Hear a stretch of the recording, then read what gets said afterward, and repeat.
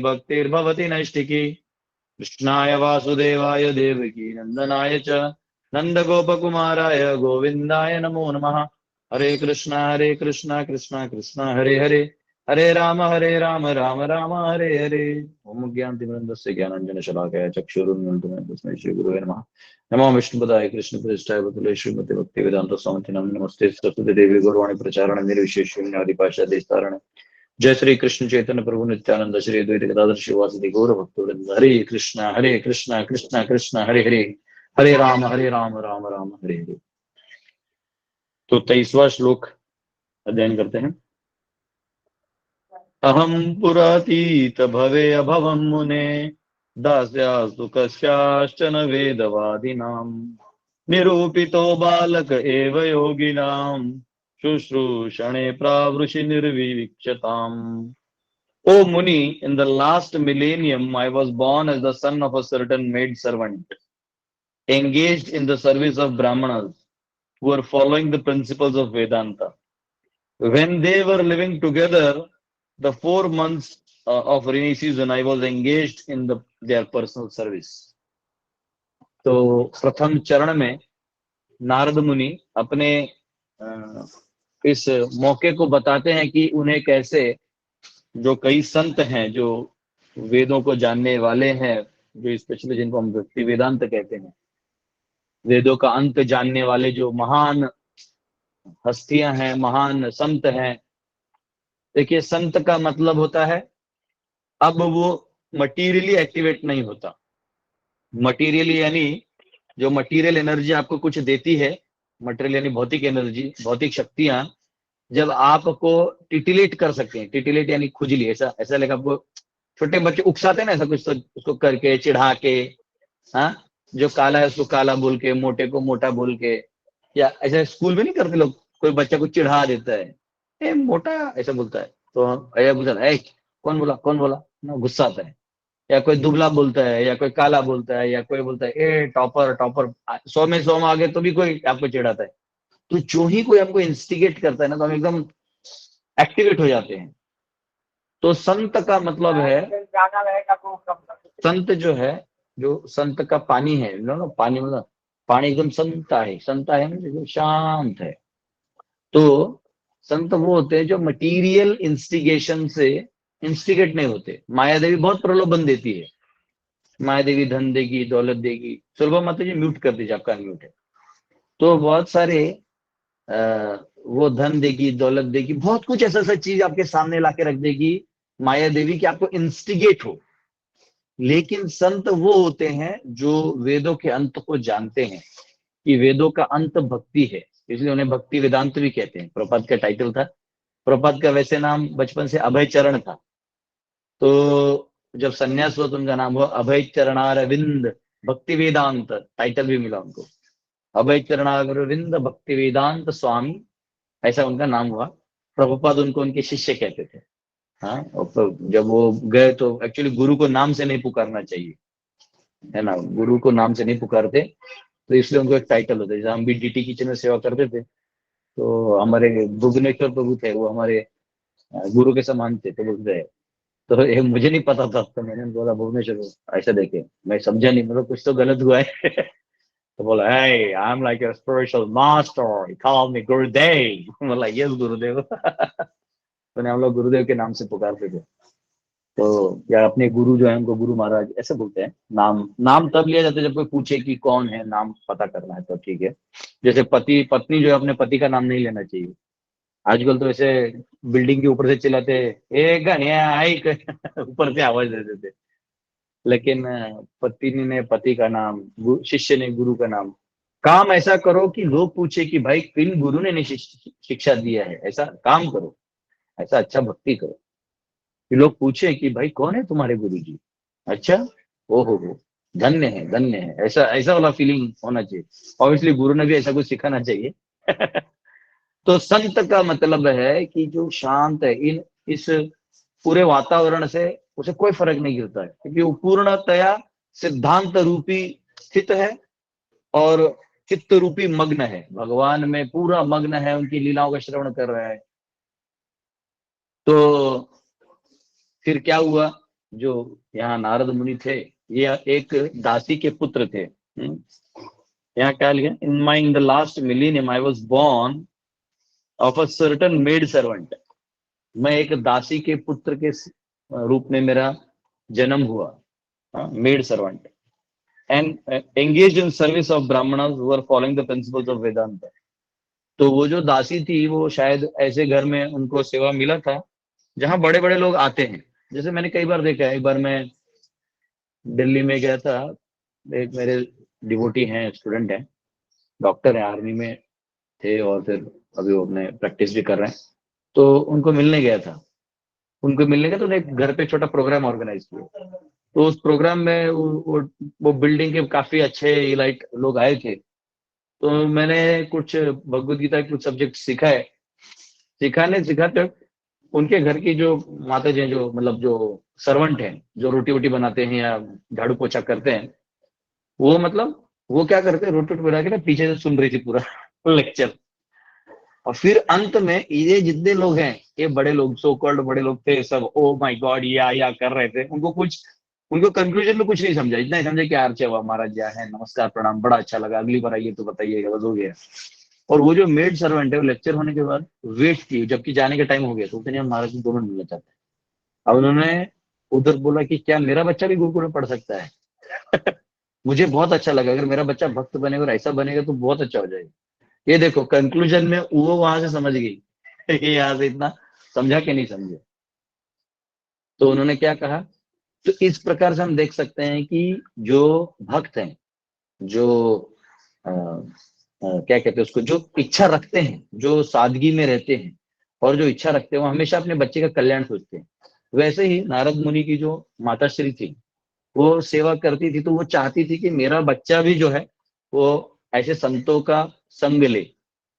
इसलिए, नहीं तो बच्चों को तो बचा लेते, मम्मी लोग को नहीं देना होगा ना तो बच्चों को लॉक करके रख देते किधर भी, वो देखो जो चाहिए वो दिखा देते लेकिन ऐसे माँ होना भी बहुत बड़ा सौभाग्य है, ऐसे माँ मिलना। तो नारद मुनि जो है, उनकी माताश्री ने उन्हें मौका दिया, छोटे बच्चे थे। और जो ऐसे घर में साधु संत आते थे, कई बार होते, कई ऐसे श्रीमंत लोग होते हैं या अमीर होते हैं कि उन्हें अच्छा लगता है कि हम वैष्णव की सेवा करें, हमारे पास बहुत धन है। धन एक प्रकार से बोझ है, तो ये धन जो है ना, इसको ये माया रूपी है, विष्णु माया है, इसको भगवान की सेवा में लगा देना है, तो वो स्पिरिचुअलाइज हो जाएगा, आप भी शुद्ध हो जाएगा, धन भी शुद्ध हो जाएगा। तो कई ऐसे लोग होते हैं जो चाहते हैं कि वैष्णव गण हमारे आए, हम उनको जो खिला पिला सकें, उनकी सेवा कर सकें और उनके किसी कार्य में हम कुछ योगदान कर सकें, जो भी योगदान हम कर सकें, ये संतुष्टि मिलेगी। तो वो उधर से गए और सभी संतों की सेवा, यानी इन सभी भक्ति वेदांतों की सेवा नारद ने खुद की। क्योंकि नारद क्या करते थे, बच्चे थे, तो जनरली जो दासी लोग हैं वो डायरेक्टली डील नहीं करते हैं प्रभु जी लोगों से, तो बीच में बच्चा था, उस कपड़ा लेके धो देना, कपड़ा धो देते थे। आगे आएगा कि कैसे वो प्रसाद वगैरह भी लेते थे, वो अगले वर्ष में आएगा। तो ये सेवा का मौका नारद मुनि कह रहे हैं कि मुझे मिला था। और कब मिला था, तो वो चतुर्मास आता है ना, जो 4 महीना जहाँ पे पूरा बारिश होता है, और इसलिए तभी साधुगण ज्यादा चलते फिरते नहीं, एक जगह रुकते हैं। इसलिए जनरली चातुर्मास में वो पर्यटन नहीं करते। इनफैक्ट अभी हमारे टाइम में तो जब कार वार आ गया है तो सब लोग पर्यटन में बारिश में ही निकलते हैं, क्योंकि तभी वाटरफॉल आता है। लोगों के घर में शावर है लेकिन उनको वाटरफॉल में नहाना है हाँ, एक अलग आनंद, थ्रिल के ऊपर से पानी गिर रहा है, जोर से गिर रहा है। हाँ? तो लोग वाटरफॉल में जाते हैं या ग्रीनरी में जाते हैं या ऐसा कुछ बारिश में जाते हैं। परंतु जो साधु लोग होते थे वो क्या करते थे, चलते रहते थे, अलग अलग तीर्थ करते थे, भजन करते थे, अलग अलग साधुओं संतों से श्रवण करते थे।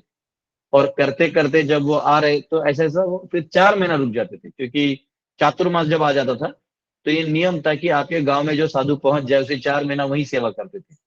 तो सभी को 4 महीना साधु संतों की सेवा करने का मौका मिलता था। तो इसलिए यहाँ पे जो सेवा है, तो यहाँ एक प्रपद तात्पर्य में लिखते हैं, the Lord says that the service of his servants is greater than his personal service. Service of the devotee is more valuable than the service of the Lord.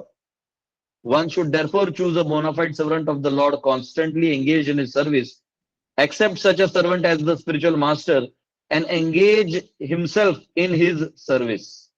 Such a spiritual master is transparent medium by which to visualize the Lord, who is beyond conception of material senses. By service of bona fide spiritual master, the Lord consents to reveal himself in proportion to the service rendered. आप जितना proportion में service करेंगे, उतना proportion में आपका जो है भगवान आपको रिवील करेंगे। अन्यथा वो अपने आप को कंसील करके रख देंगे। कंसील एंड रिवील, आपने सेवा किया वो रिवील हो गया, आपने स्वार्थ किया वो कंसील हो गया ना भाई, फिर तुम तुम्हारा देखो। कल भी हम लोग कराड़ में एक गुरुकुल बना रहे हैं, तो गुरुकुल बनाने के लिए गए थे, तो उसका कुछ बजटिंग निकाली, तो हमारे बाउंस था बजट, तो वहां एक स्टूडेंट खड़ा था, मेरा स्टूडेंट वही कराड़ का ही रहता है, बड़ा अच्छा पेंटर है, बहुत सुंदर पेंटिंग बनाता है।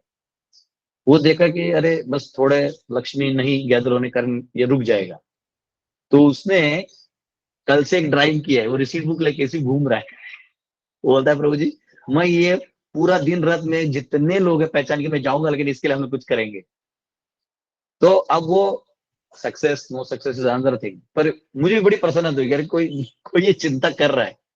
तो क्या है, ये देखिए प्रभुपाद जी का सेवा है, तो अगर हम ऐसे बड़े संत जैसे प्रभुपाद जैसे स्पिरिचुअल मास्टर हैं, इनका सेवा हम करते हैं, और इतने बड़े आचार्य इस युग में आके जा रहे हैं, जो सभी जीवों के लिए ऐसा ग्रंथ लिख दिए। देखिए ये ग्रंथ में ना हिंदू लिखा है, ना Muslim Christian, India China Pakistan, कुछ नहीं लिखा है। सारे बाउंड्रीज को तोड़ते हुए, यहाँ के जाल को तोड़ते सीधा आपको भगवान से जोड़ता है। इतना अच्छा ग्रंथ है ये। ये सारा प्रभुपाद ने विदाउट एनी द्वेष, विदाउट एनी, सब लिख के दे दिया। तो इन ऐसे संतों की जब हम सेवा करते हैं, तो महत सेवाम द्वारम आहुर विमुक्त, कि जब ऐसे बड़े संतों की सेवा करते हैं तो द्वार खुल जाते हैं, वैकुंठ के, गोलोक के द्वार खुल जाते हैं। इंतजार करते हैं प्रभु के आओ, अरे तुम्हारे जैसे लोग यहाँ चाहिए। जो भोग करना चाहते हो यहाँ क्या करेंगे, रुक ही नहीं पाएंगे, यहाँ वो कुछ करेंगे वो रह नहीं पाएंगे। इंडिपेंडेंस है नहीं यहाँ पे, भगवान सौराठ है, यहाँ का बॉस भगवान है, तो भगवान से आपका कनेक्शन नहीं होगा तो कैसे जाइए। आप अपने अपने अपने आप को सौराठ बनाने में जाइए तो फंस जाइएगा। तो यहाँ कह रहे हैं कि भगवान भागवतम में 11वें स्कंद में श्लोक आता है, वो आते हैं जहाँ कहते हैं कि हे उद्धव, मुझे मेरी सेवा से बढ़कर मुझे वो प्रिय हैं जो मेरी भक्तों की सेवा करते हैं। और क्योंकि भक्तों की सेवा करने मात्र से भगवान की कृपा डायरेक्ट आ जाती है, याद रखिए। कई बार लोग कहते हैं ना कि मतलब मैं भगवान का भक्त हूं, मैं भगवान का भक्त हूं। लेकिन आप अपने हिस्ट्री में देख लीजिए, अगर आप हरे कृष्ण आंदोलन से जुड़े हैं या किसी भी वैष्णव संप्रदाय से जुड़े हैं जहां भक्ति कर रहे हैं, तो आप ये देखेंगे कि वो लोगों को भक्ति का ज्यादा कृपा मिला हुआ है जिन्होंने वैष्णवों की सेवा की है। अन्यथा जो स्वयं सिर्फ भजन में लगे हैं, वो कहीं ना कहीं ऐसा लग रहा है कि कुछ अटका पड़ा है उनके जीवन में। जो निर्जन भजन करते हरे कृष्ण, और किसी को मतलब नहीं, सेवा मिले तो ना ना ना वो देख लो, वो हमें नहीं करना है। ऐसे जो कहते हैं नहीं हमें कृष्ण, बस कृष्ण चाहिए और कोई नहीं चाहिए, हरि नाम चाहिए और कोई नहीं चाहिए। हाँ, वैष्णव सेवा और जीव दया नहीं कर रहा है, पर नाम रुचि और उसमें लगा हुआ है, तो वो अटक जाएगा, वो गाड़ी आगे जाएगा ही नहीं। जैसे ट्रेडमिल पे भागते हैं ना लोग, ऐसा वो एक ही जगह रहता है, मशीन पे लोग भागते हैं, तो उधर का उधर ही भागते हैं, वो जितना भी जोर से भाग ले रहेंगे उस मशीन के ऊपर। वैसे आप कितना भी नाम जप कर लीजिए, लेकिन अगर वैष्णव के प्रति सेवा करेंगे थोड़ा भी भाव नहीं है, तो फिर आप कहीं ना कहीं फंसिएगा। कहीं ना कहीं आप वही, फिर आपको जड़ लगने लगेगा, फिर वही आपको जो है ऐसा लगेगा कि कहाँ हम फंस गए। तो ये फंसने वाला चीज जो लगता है ना लोगों को, जो स्पेशली भक्ति में आते हैं, उनको लगता है कहाँ फंस गए यार हम इस चक्कर में, इससे अच्छा थोड़ा एंजॉय कर लेते हैं। ये तब होता है जब आप वैष्णव सेवा नहीं करते हैं। हमारे एक भक्त हैं, वो बहुत अच्छे भक्त हैं, उनकी वाइफ भी भक्त है, तो उनकी वाइफ जो है नाम जब करती थी, पर वैष्णव कभी आते थे घर पे तो बड़ा वो होती है, इरिटेट हो जाती थी। तो ये उनके पति को भी मालूम था, लेकिन एक दिन ऐसा हुआ लास्ट में, वो उन्होंने माला छोड़ दिया माता, बोले अब मैं जीन्स और टी शर्ट पहन के फंस गई मैं इधर। तो वो डिवोटी ने मुझे पूछा, प्रभु जी कहा क्या गलत हुआ, हम तो जब कर रहे घर पे सब कुछ है। मैंने बोला क्योंकि इन्हें वैष्णवों से एलर्जी है। और वैष्णव आके अगर प्रसाद देने का ये सब भाव है नहीं, तो ये जब तक होगा नहीं ना, तो कृपा अंदर आएगी नहीं। तो कृपा अंदर आएगी नहीं तो फिर वो कितना दिन आप जप कर लीजिएगा, फिर वो बाद में वैसे ऐसा लगता है, मराठी में बोलते हो नुसत्या तोंडाच्या वाफा, जो मुंह से भाप निकल रहा है उतना ही है बस, हरे कृष्णा उतना ही हो रहा है, हाफ रहे हो। जब वो वैष्णव सेवा करेंगे तब। तो यहाँ नारद मुनि जब बच्चे थे पिछले जन्म में, वो नारद भी नहीं थे, पिछले जन्म के जो बालक थे, एक दासी के पुत्र थे, तो उन्हें मौका मिला है इधर सेवा करने का। और प्रभुपाद कह रहे हैं कि कभी ऐसा मौका मिले तो हमें छोड़ना नहीं चाहिए, हमें तत्पर होना चाहिए। अरे नौकरी चाकरी, 5 रुपया 10 रुपये, 10 लाख 20 लाख, ट्रेड, ये सब होते रहेगा, लेकिन अगर वैष्णव का सेवा मिले तो उसको इमीडिएट ले लेना चाहिए। ये सबसे हाईएस्ट चीज है, ये सबसे हाईएस्ट चीज है। इसको टच करने मात्र से सीधा भगवान का ध्यान जाता है। एक बार हमारे गुरु भाई थे, तो हमारे गुरु महाराज का व्यास पूजा तिथि के हिसाब से जो 26/11 हुआ था, आप सबको मालूम होगा, 26/11 जो भारत में अटैक हुआ था एक बार ताज के ऊपर, तो उसी दिन तिथि के हिसाब से हमारे गुरु महाराज का तो व्यास पूजा था। तो महाराज जी का व्यास पूजा बड़े लेवल पे शायद उस साल नहीं मनना था, तो उन्होंने टिप्स बिट्स में मनाया था। तो उन्होंने कहा था कि महाराज जी का व्यास पूजा आप लोग आ सकते हैं, सिर्फ ब्रह्मचरी सब। तो हम सब गए थे 26/11 को 2008, तो गए थे। और उधर से जब निकले तो मुझे आज भी याद है, अटैक हुआ था 8:30 बजे के आसपास, हम लोग 5 बजे उधर ही, मुंबई से पुणे का ट्रेन जाता है, फिर उससे रिटर्न आ रहे थे।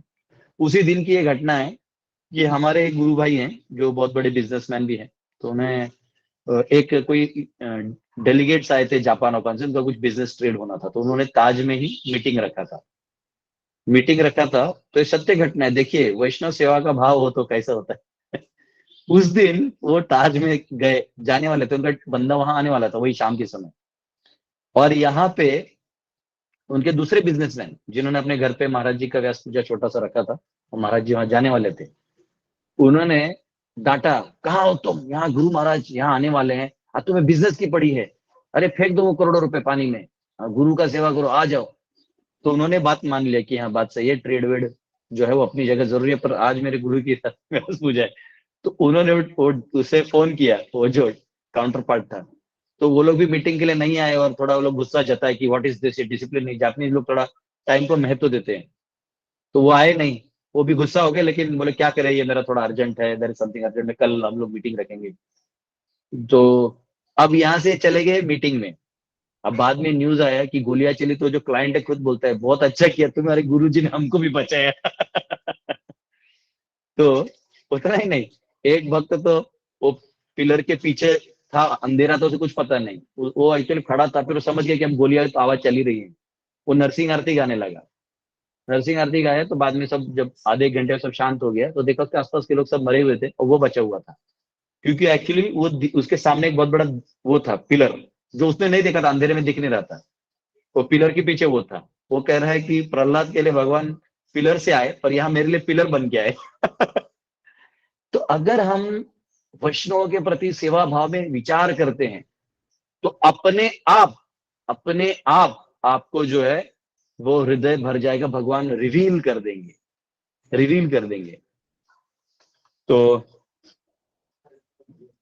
अगला 24वां श्लोक देखते हैं। ते मयि अपि ते अखिल चापले रवके दान्ते धृतकृदनके अनुवर्तिनि चक्रुः कृपं यद्यपि तुल्यदर्शनः शुश्रूषमाणे मुनयो up मुनयोल्पभाषिणिः। Although they were impartial by nature, those followers of Vedanta blessed me with their causeless mercy. As far as I was concerned, I was self-controlled and had no attachment for sports, even though I was a boy. In addition, I was not naughty and I did not speak more than required. तो यहाँ कहा गया है, यहाँ जो संत हैं वो impartial थे नेचर में, यानी वो किसी के प्रति भेदभाव नहीं करते थे। देखिए तभी तो वो संत कहलाते हैं, जब वो किसी का भेदभाव नहीं करते, जो अच्छे हैं या कोई बुरा है, तो अच्छा बुरा कुछ होता नहीं है। ये संसार में प्राय हर कोई अपनी परिस्थिति के हिसाब से अगला निर्णय लेता है। तो और दुनिया में सबको जज करना भी मुश्किल है, आप जज भी करिएगा तो कितना सही आप ही हैं वो भी क्वेश्चन है। इसलिए फले न परिचय थे, भगवान पे छोड़ दीजिए, समय के हिसाब से फल बाहर आएगा। जिसने जो किया है समझ में आ जाएगा। भोजन करी साधन करी अंत समय जान दे। जो आप भजन किए हैं, साधन किए हैं, वो अंत समय में आपको पता चल जाएगा। तो यहां कहा गया कि देवर इम्पार्शियल बाय नेचर। क्यों इम्पार्शियल? यानी कभी किसी का भेदभाव नहीं कर रहे थे वो भक्ति वेदांत जो संत आए हुए थे।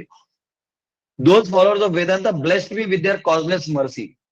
और आप एक बात बताता हूँ, जैसे प्रभुपाद जी भी जो थे जब बच्चे थे तो उनके पिताजी साधुओं को बुलाते थे, सभी भक्तों को घर पे बुलाते थे और उनको खिलाते पिलाते, उनको प्रसाद वगैरह बना के देते और उनका सेवा करके देते और उनको बोलते कि मेरे बेटे को राधा रानी की कृपा मिले, ऐसा आशीर्वाद दीजिए। तो वो लोग बहुत आशीर्वाद देते भर भर के, उनके प्रभुपाद जी के सर पे से हाथ रख के ऐसा वो करते, जाओ। और साधु संत हमेशा आशीर्वाद देते हैं, कृष्ण रमति रस्तु, कि जाओ तुम्हारी मति कृष्ण में लगी रहे। हमेशा तुम्हें कृष्ण याद रहे, कृष्ण की कृपा तुम पे 24 घंटा बने रहे, कृष्ण रमति रस्तु। इससे बड़ा आशीर्वाद कुछ नहीं है ना। भक्ति सिद्धांत सरस्वती ठाकुर प्रभुपाद के जो गुरु महाराज थे, उनको जब कोई प्रणाम करता था तो बोलते थे दासोस्मी, आप मेरा चरण छू रहे हो तो आपका जो दासोस, मैं केवल एक सर्वेंट हूँ, आपका प्रणाम मैं भगवान तक ट्रांसफर कर देता हूँ। मैं केवल सेवक हूँ जो आपके सामने घूम रहा हूँ। तो यहाँ पे वो कह रहे हैं कि ये जो साधु संत थे इनकी कॉजलेस मर्सी हो गई मेरे ऊपर। And as far as I was concern I was self controlled. मैं जो था बहुत संयमी था और मेरे को खेल कूद में ज्यादा रुचि नहीं थी। ये एक्चुअली होता है अगर जैसे कुछ क्वालिटीज हैं जो आपको मटेरियलिस्टिक जोन में आपको एंटरटेन ही नहीं होता है, आपको ऐसा लगता है कहाँ हम फंस गए, ऐसे लोगों ने इमीडिएटली स्पिरिचुअलिटी ले लेना चाहिए, तो डिप्रेशन हो जाएगा। क्योंकि इसका मतलब क्या है कि निरागसता आ चुकी है। कई बार देखा है मैंने, ऐसे बहुत सारे जैसे माताएं हैं वो बोलते हैं प्रभु बस अब शादी वादी नहीं करना, शांत रहना है, लेकिन ऐसे टाइम में स्पिरिचुअलिटी को पकड़ के रखना है, छोड़ना नहीं। स्पिरिचुअलिटी का जो रस्सी है वो छोड़ना नहीं है। और जो लोग भी हैं, कुछ लोग बोलते हैं प्रभु जी बस हो गया, अब ये संसार में पैसा कमाना है सब, अभी कैसा लग रहा है कि वो स्टेबल हो जाए। तो ऐसे लोगों ने इमीडिएटली भक्ति ले लेना चाहिए। तो यहाँ देखिए खेल कूद में इन्हें इंटरेस्ट नहीं आ रहा था और उसके बाद और ये कह रहे थे कि वो सेल्फ कंट्रोल थे। सेल्फ कंट्रोल यानी उन्हें अपने चीजों पे कंट्रोल था कि ये नहीं करना है तो नहीं करना है, करना है तो करना है, ऐसा वाला चीज। And in addition I was not naughty, मैं बदमाश नहीं था और मैं ज्यादा बोलता भी नहीं था। तो ये अपना गुण जो है वो बता रहे हैं। तो प्रभुपाद इसके परपोर्ट में वर्णाश्रम के गुरुकुल पार्ट के बारे में बता रहे हैं। तो एनीवेज एक गुरुकुल हमसे कनेक्टेड है तो 2 लाइन तो मैं इस पे बोलूंगा ही बोलूंगा, नहीं तो रात को नींद नहीं आएगा। तो ये यहाँ पे प्रभुपाद कहते हैं कि पहले राजा का बेटा हो या गरीब का बेटा हो, उसे गुरुकुल में डालना चाहिए। देखो यहाँ पे लिखा है इन द सिस्टम ऑफ वर्णाश्रम धर्मा which is the beginning of actual human life, small boys after 5 years of age are sent to become brahmachari at the guru's ashram, where these things are systematically taught to boys, be the king's son or sons of ordinary citizens. The training was compulsory not only to create good citizens of the state but also to prepare each boy's future life of spiritual realization. देखिए कितना important चीज है। जब माँ बाप अपने बच्चे को भेजते हैं ना तो ये नहीं सोचना चाहिए कि ओ माय गॉड मेरा सिलेबस हो गया नहीं होगा, अरे क्या उखाड़ लेगा आपका बेटा, भाई टॉपर भी बन जाएगा तो क्या मिलेगा उसको, यूनिवर्सिटी की तरफ गुलाब मिलेगा बस। वो तो हमारे गुरुकुल में ऐसे ही पढ़े, उखाड़ लेगा, क्या दिक्कत है, ले जाओ गुलाब का फूल। तो उसे कुछ नहीं मिलना है। वो एक्चुअली यहाँ पे उस बच्चे का आध्यात्मिक जीवन का हत्या हो रहा है। अगर आप यहाँ स्पिरिचुअल स्लॉटर हाउस बोलते थे प्रभुपाद, मॉडर्न एजुकेशन, जब तक आप उसको कल्चर में नहीं डालते, और यहाँ पे भेद भी नहीं करना है चाहे वो राजा का बेटा हो या गरीब का। किसी ने मुझे पूछा कि प्रभु जी आप फीस ले लीजिए, आपको बहुत फायदा होगा, आपके पास 300 बच्चे हैं, अगर हर बच्चे के पीछे आप इतना ले लेते हैं तो इतना आएगा, फिर आपको इतना आएगा। मैंने बोला देखो ऐसा है कि फीस जो है ये आते ही वो बिजनेस हो जाएगा। और यहाँ पे जो बच्चा आना भी चाहिए वो इसलिए ना आए कि उसको कहीं खाने फ्री में मिले, कहीं नहीं मिल रहा है, वो अलग चीज है, वो तो मजबूरी अलग चीज है। परंतु वो माँ बाप इसलिए डालें कि मेरा बच्चा यहाँ संस्कार लेके बाहर निकले। अभी हमारे और एक है पहचान के, उन्होंने अपना स्कूल बहुत पहले खोला था, वो दुखी है, कहते कह रहे हमने गुरुकुल नाम दे दिया था, स्कूल खोल दिया था, पर हमारे बच्चे जो है ना कुछ ढंग के नहीं, ना रिस्पेक्ट नहीं है, कुछ नहीं। मैं बोला देखो तुमने बिजनेस कर लिया, आप 2.5 लाख रुपए में साल का लोगे तो अमीर बच्चे आएंगे, चलो वो आ गए। उनको ऐसे ही घर पे पैसे की कमी नहीं, जिसने बच्चे पे 2.5 लाख डाला उसको घर पे करोड़ों होगा, तो उसे दिक्कत नहीं है, उसका फ्यूचर सिक्योर है, वो आपके शरणागत ही क्यों होगा। और आप ऑलरेडी 80-90% पढ़ाई में ध्यान देते हो, 5% आप मंगल आरती और छोटा कुछ करवाते हो, उसका क्या फर्क होना। तो मैंने बोला 70% स्पिरिचुअल करो, सारे एक्टिविटीज करवाओ। हाँ, 20-30% टाइम पूरा लगा के पढ़ा दो, उससे ज्यादा समय पढ़ाई का जरूरत भी नहीं, इतना आसान है सिलेबस। तो पॉइंट क्या है कि जब हम इस एंगल से काम करते देखेंगे, हमारे गुरु स्ट्रगल कर रहे हैं हर चीज के लिए, हमारे लिए इतना कर रहे हैं, वो बच्चा यूनाइटेड रहेगा। हाँ? अगर हम बहुत ज्यादा फैसिलिटी क्रिएट करने में लग जाएंगे तो बच्चा जो है वो कैजुअल हो जाएगा। तो यहाँ पे कहा है कि ये जो है ना, ये कंपलसरी है, इसको ये मत सोचिए कि नहीं हमने इतना बड़ा घर तो हमारे बिट्टू के लिए लिया, हमारे टुट्टू के लिए लिया, कुछ नहीं होना है उसका उधर। उसका ट्रेनिंग गुरुजी के पास होना है, तो उसके गुरु के गुरुकुल में छोड़ना बहुत जरूरी है। एनीवेज, आज मुझे पता होता, आज सुबह सुबह परपट पड़ा, अगर पहले पता होता मैं कुछ गुरुकुल के बच्चों को ले आता लाइव। नटराज है यहाँ पे, नटराज नहीं है, या कोई विजय देवा, कोई भी नहीं। अगर कोई होता तो मैं हाँ आपके प्रभु जी, बच्चों से। बच्चे नहीं है। बच्चे नहीं है, बच्चे हैं वहां पे। बच्चे अभी दूसरे रूम में शिफ्ट हो गए प्रभु जी। ओके, ठीक है ठीक है। तो मैंने तो बात करवा देता, ये हमारे विजय प्रभु जो अमृतसर में गुरुकुल को मैनेज करते हैं श्यामान प्रभु के साथ। तो ये जो है, आपको पता चलेगा बच्चों को कितना अच्छा लग रहा है, बच्चे कह रहे हैं कि ये बहुत खुश हो जाते हैं। तो एनीवेज, ये उसका वर्स है। तो एनीवेज हम कल बाकी लेंगे कि कैसे नारद मुनि ने, कैसे महाप्रसाद से उनका परिवर्तन हुआ। तो उस वर्ष को मैं अभी इसलिए नहीं लूंगा क्योंकि उस वर्ष में मुझे उस वर्ष के अलावा भी बहुत कुछ बोलना है, और अभी बोलूंगा तो मेरे को आधा घंटा लगेगा, तो इसलिए आज नहीं बोलूंगा। तो यहाँ पे हम ये देख सकते हैं, इसी लाइन में कुछ ले लेते हैं।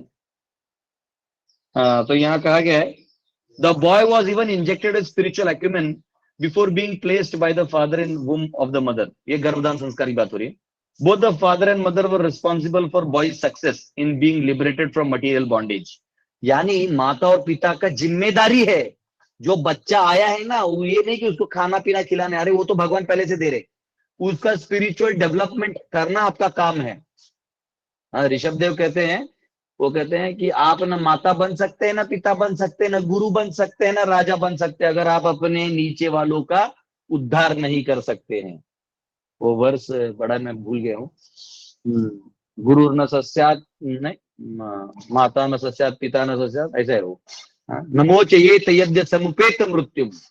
अगर आप उसे मृत्यु के चक्र से निकाल नहीं सकते ना, तो ना आप माँ है ना बाप है, आप कोई काम के नहीं। तो ये कहा गया है कि ये माता पिता का रोल है। तो यहाँ हम देख रहे हैं कि नारद मुनि बहुत भाग्यशाली हैं और अपने इस भाग्य को अभी भी याद रखे हैं। आगे जाके वो बहुत कुछ करने वाले हैं, मतलब ये जो लीला है उनका अपना बायोग्राफी है, बहुत सुंदर है।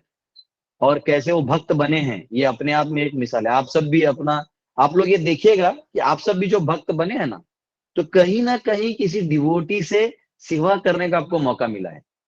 और जब आपने सेवा किया तो भगवान ने आपके द्वार खोल दिए।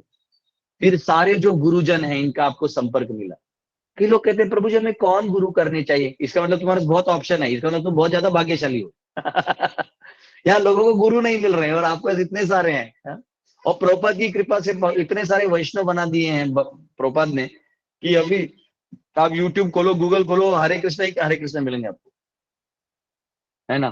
तो उसमें प्रभुपाद अगले वाले तात्पर्य भी लिखते हैं कि प्रामाणिक रूप से हमें सर्च करके प्रामाणिक गुरु के, स्यूडो गुरु को नहीं ढूंढना चाहिए। जो प्रामाणिक है उनको शरणागत अपने अपने फ्री विल को समर्पित करते हुए मुक्त हो जाना चाहिए। हमारा सबसे बड़ा प्रॉब्लम यहाँ पे हमारी फ्री विल को इंडिपेंडेंटली यूज करने का जो प्रॉब्लम है, इसलिए हम भौतिक संसार का भोग कर रहे हैं। लेकिन जो ही हम हमारे फ्री विल को भगवान के भक्तों के चरणों में डाल देंगे तो मुक्त हो जाएंगे। हाँ, तो भक्तों की सेवा ये बहुत इंपॉर्टेंट है। हाँ, सर्विस अनटू वैष्णवस। ओ हे वैष्णव ठाकुर दयार सागर, ये दासे करुणा कोरी, दिया पद छाया, दिया पद छाया, शोधो हे अमाया, तुम्हार चरण धोरी। ये सुंदर गीत है, चाहे तो मैं थोड़ा गा ही लेता हूँ। हम गा लेंगे, सिर्फ आप सुन सकते हैं। ओ हे वैष्णव ठाकुर। आप लोग अपने गुरु पूजे, हाँ, आप ऑनलाइन भी खोज सकते हैं, ओ हे वैष्णव ठाकुर। बहुत सुंदर है, एक भक्त का महिमा इसमें बताया गया है। देखिए थोड़ा सा गा लेता हूँ, फिर आप सब क्या भाव होना चाहिए। ओ हे वैष्णव ठाकुर दयार सागर, हे दासे करुणा कोरी, दिया पद छाया शोधो हे माया, तोमार चरण धरी। क्षय बेग दमी क्षय दोष शोधी, क्षय गुण देव दासे, क्षय सतसंग देहो हे हमारे, बोसेची संगेर आशे। सारे जो अनर्थ हैं, 6 अनर्थ, वो सब निकल जाएंगे केवल आपके संग से। एकाकी अमार, अकेला मेरा, एकाकी अमार नाही पाय बल, अकेले में कोई बल नहीं है। हे प्रभु मैं अकेला हूं, अकेला भजन में कोई बल नहीं है। एकाकी अमार नाही पाय बल, हरि नाम संकीर्तने, तुम्ही कृपा कोरी, तुम्ही कृपा कोरी, श्रद्धा बिंदु दिया, देहो कृष्ण नाम दाने। अरे मेरा अकेले में भजन में, नाम संकीर्तन में कोई वो नहीं आ रहा है, शक्ति नहीं है।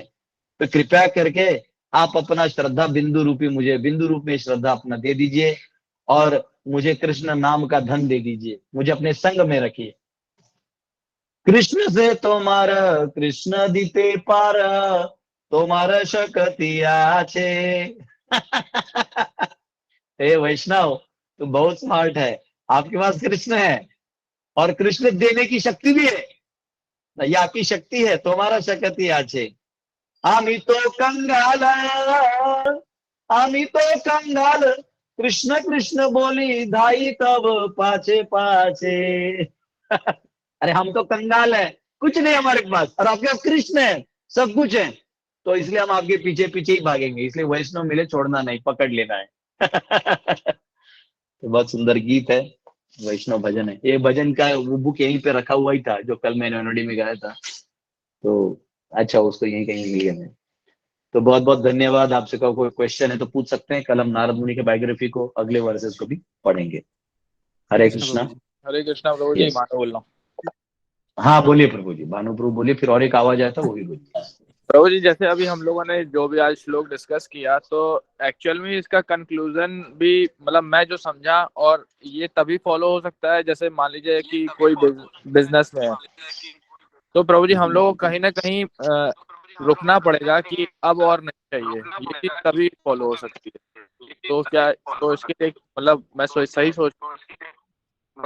देखिए अभी आपने बहुत अच्छा बात बताया, प्लीज म्यूट कर लीजिए, बाकी सबको अनम्यूट है, गिरीश जो भी है आप प्लीज अनम्यूट कर लीजिए, सॉरी म्यूट कर लीजिए सब लोग, तो देखिए ये बहुत सुंदर चीज है कि someday you have to start.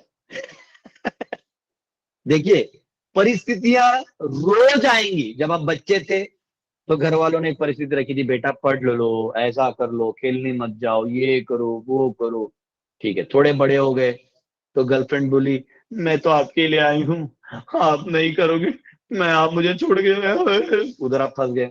फिर आप थोड़े बड़े हुए तो अब ये धंधा पानी है, अब जो क्लाइंट है बोलता है अरे साला पैसा डाला है रे, डूबेगा ये वो। मैं अभी सूरत में मिल के आया, एक प्रभु जी है, उनका हीरे का बिजनेस था, ठीक है, हीरे का बिजनेस था। हीरा में करोड़ों का व्यापार होता है, और वो बहुत सिंपल घर से आ रहे थे, वो पढ़े लिखे भी नहीं, बहुत ज्यादा टेक्निकल या नॉलेजेबल ऐसे भी नहीं, पर उनको व्यवसाय का ज्ञान बहुत अच्छा था, गुजराती। तो लेकिन जिस दिन वो भक्तों के संपर्क में आ गए, कोई भक्त उनके उसमें आया और उनको थोड़ा बताया प्रभुपाद जी के बारे में और भगवद गीता के बारे में, वो भक्त भी ज्यादा ज्ञानी नहीं था, सिर्फ आत्मा का ज्ञान देके चला गया। वो मंदिर गए और पूछा, थोड़ा और पता चला, तब मंदिर एक झोप, आ रही है, बाकी सबको आ रहा है, आ रही है प्रभु। आ रही है आवाज। यस प्रभु जी आ रहा है आवाज। तो कृपया करके इन माता जी को कमेंट करके लिख दीजिए कि माता जी हम सबको आ रहे हैं, आप कुछ अपना रीस्टार्ट करिए।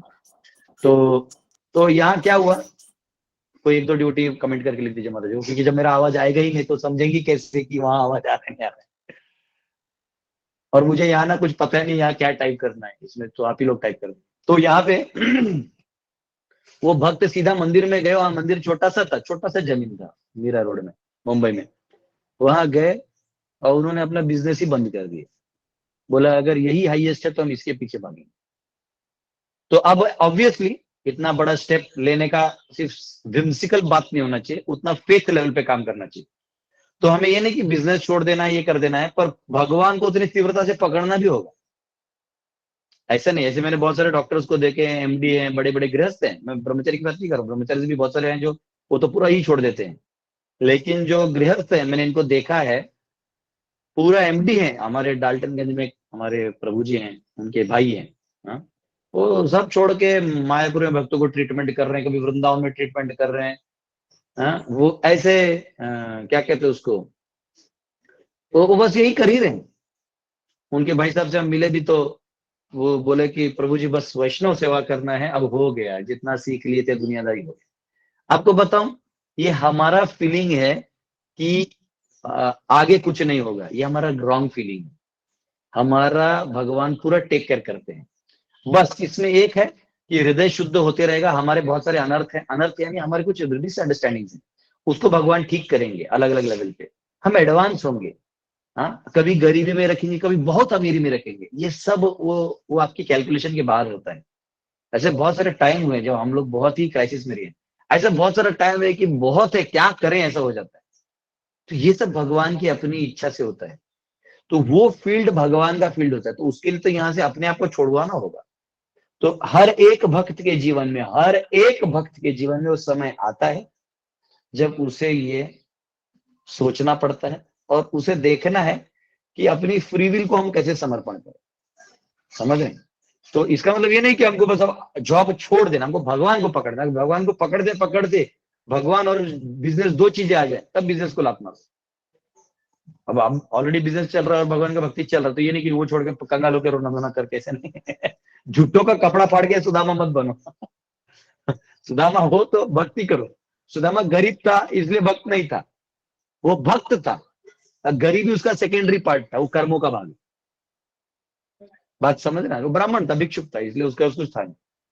तो हमें भक्त पहले बनना है, पूरा तरह से पहले भक्ति पर ऊपर भागवतम पढ़ो, पहले ऐसे भक्ति रस का आस्वादन करो। ये कर लेने के बाद ये जो संसार का मोह माया वो छोटा लगेगा। फिर उसमें कोई छोटी मोटी चीज अड़चन बीच में आ रही तो उठा के फेंक दो। समझ रहे हो? ऐसा नहीं कि पता चला भक्ति भी नहीं है, इधर से भी चले गए और पता चला कि ये जो इंटरनेट का पैसा भरने का भी टाइम नहीं, और फिर मेरा लेक्चर भी सुन नहीं सकते, प्रभु जी किधर चले गए। ऐसा नहीं होना चाहिए। तो हमको विम्सिकल भी नहीं होना चाहिए। एट द सेम टाइम जब वो टाइम आ जाए तो राइट टाइम पे धाड़ करके हथौड़ा मार देना चाहिए। ठीक है?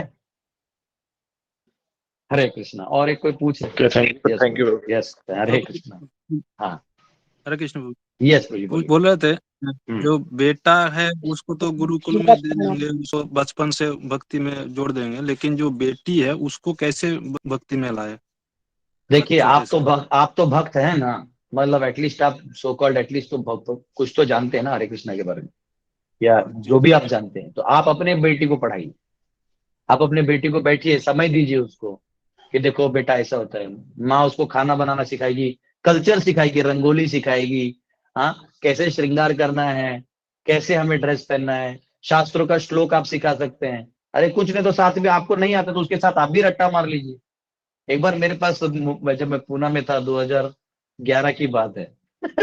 तो कोई वासवानी स्कूल है पूना में, उधर के कुछ बच्चों को कंपलसरी किया था कि आपको कुछ गीता के श्लोक रटने हैं।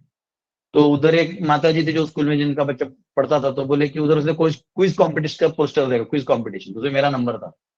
तो बोला कि सर प्लीज मेरे बच्चे को ना ये कुछ श्लोक रटवाने हैं, तो आप बस थोड़ा सिखा दीजिए तो मैं करवा दूंगी। तो बोला ठीक है। तो उसकी माँ बेटी थी, बच्ची को बिठाया और फिर जोक ये था कि वो बोली मैंने ना सर मैंने ना 11th चैप्टर बोला है। मैंने बोला तुझे दूसरा चैप्टर नहीं मिला, 11 के बड़े बड़े श्लोक होते हैं। तो 11th चैप्टर का, अब मुझे हंसी ये आ रही थी कि मेरा फ्लॉप शो तो इसकी माँ के सामने होना था कि मुझे खुद 11th चैप्टर के श्लोक नहीं आ रहे थे।